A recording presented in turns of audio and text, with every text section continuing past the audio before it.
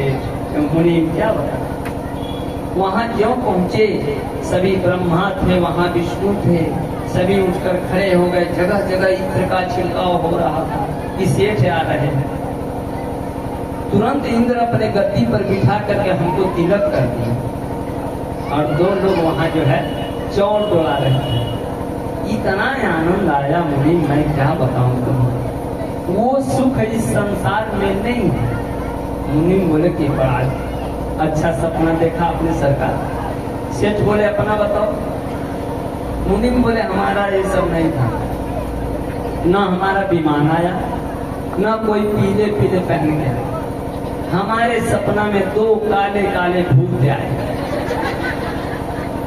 लेकिन महाराज बहुत तागड़ा जो है, बहुत बड़ा बड़ा गदा लिए थे। आते ही कुछ बात नहीं किए, सीधे हमको दो गदा। हम कहे अरे सरकार, हमने क्या बिगाड़ा है आपका, क्यों मार रहे हैं मुझे? भूत बोले इतना काला थे कि हंसते थे तो केवल दांत दिखते रात्रि में। क्या मैंने बिगाड़ा सरकार? भूत बोले कि अभी पूछ रहा है क्या बिगाड़े हैं, उठ जल्दी। फिर दो गदा मारे, थोड़ा हम लेट किए, फिर दो गदा मारे। जल्दी आंगन में चल। महाभारत में लिखा है संतों का क्षण और अन्न का कण कभी बर्बाद नहीं करना चाहिए। अब तू इतना मरमर के बनाया, उसमें चिरौंजी डाला है, किशमिश डाला, काजू डाला, ऐसे छोड़ दिया। बड़ा पागल है तू, उठो। और हमको मारते रहे सरकार। हम दौड़ते दौड़ते खीर के पास गए, एक कटोरी पिए। हम कहे अब नहीं पी सकते, सेठ मुझसे नौकरी से निकाल देगा। कहे और मार गए, पैसा पियो, सब पियो। हम सब पी लिए सरकार और धो के वहीं रख दिए। सेठ बोले सपना बता रहा है कि सही बता रहा है?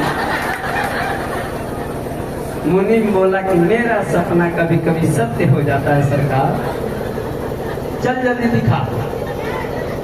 ले जाके दिखाए, बर्तन तो धो के रखा था।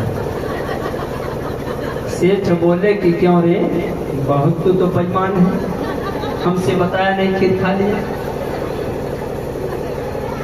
अरे कम से कम हमको जगा देता। तो कहे क्या करे सरकार, वो मार रहे थे बार बार, तो हम तो खीर से पास थे, खीर अभी दूर था, उससे पास में मैं था, मुझे क्यों नहीं जगाया? मुनि बोले इतना नमक हराम नहीं हूं मैं, आपके पास वो मारते रहे, हम दौड़ कर गए, लेकिन कितना भी हिलाए तो आप तो इंद्रासन में बैठे, चौड़ डोल रहा था।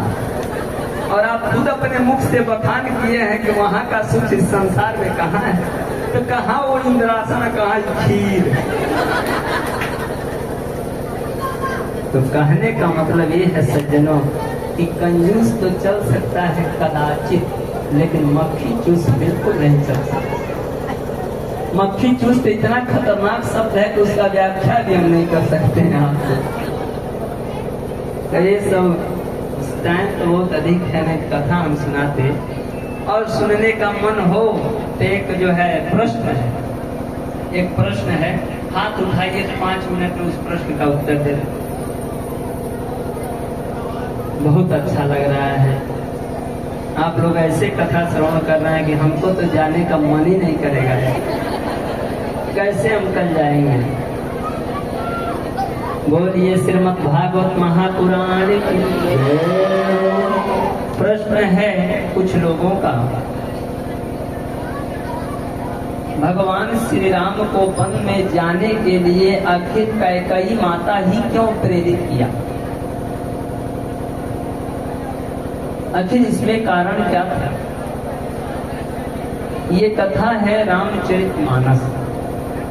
इसके वक्ता हैं याज्ञवल्क्य मुनि, श्रोता हैं भारद्वाज मुनि। इसमें काकभूषण जी भी वक्ता हैं, गरुड़ जी भी श्रोता हैं, शिव जी भी वक्ता हैं और पार्वती माता श्रोता है। तो आता है प्रश्न कि रामचरितमानस में सबसे अधिक भगवान राम से प्रेम करने वाला पात्र कौन है? तो उत्तर है कि कैकेयी मां। उनसे अधिक प्रेम करने वाला भगवान श्री राम से कोई नहीं था। लेकिन एक समय की बात है कि राजा दशरथ कहीं से आ रहे थे, तो एक मंदिर था कैकई देश में, वहां कैकई पहुंची थी। वहां इन्होंने देखा, तब इतना आकर्षित हो गए, इतना माना कैकई सुंदर थी कि आकर्षित हुए और उनको नहीं उनसे मिल पाए, उसके वजह से इनको रोग हो गया। फिर एक गुप्तचरी के द्वारा इनके पास सूचना आया, राजा दशरथ बारात लेकर के और कैकई देवी से इनका विवाह हो गया सज्जनों। और जब ये विदा करा के आ रहे थे, ध्यान से सुनिएगा, आज के बाद प्रश्न न रह जाए किसी के मन में। जब विदा करा करके राजा दशरथ के साथ में आ रही थी, तो रास्ते में बाल मिल गए। अब बाल जो थे, चाहे कोई हो सामने आ जाता तो उसका आधा बल उनके में चला जाता। वो सामने खड़े हो गए रास्ते में, कहे राजा दशरथ, आपका नाम बड़ा सुने हैं, आप बड़े बलवान हैं, आज हमसे लड़िए। राजा दशरथ बोले कि हम आपसे नहीं लड़ सकते। तो कहे तो अपने पत्नी को रख दीजिए। राजा दशरथ बोले ये भी नहीं कर सकते।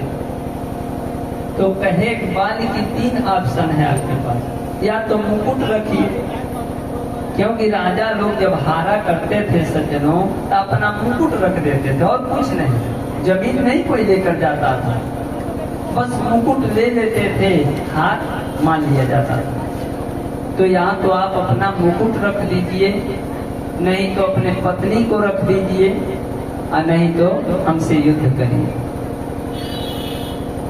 कैकई माँ थोड़ी दूर ले गई और कही कि इस समय भलाई इसी में है कि आप मुकुट ही दे दीजिए, क्योंकि हो सकता है आने वाले समय में कौन जानता है, भगवान की कृपा से कोई अपने महापुत्र आ जाए और ताकतवर हो तो आकर के अपना मुकुट छुड़ा लेगा।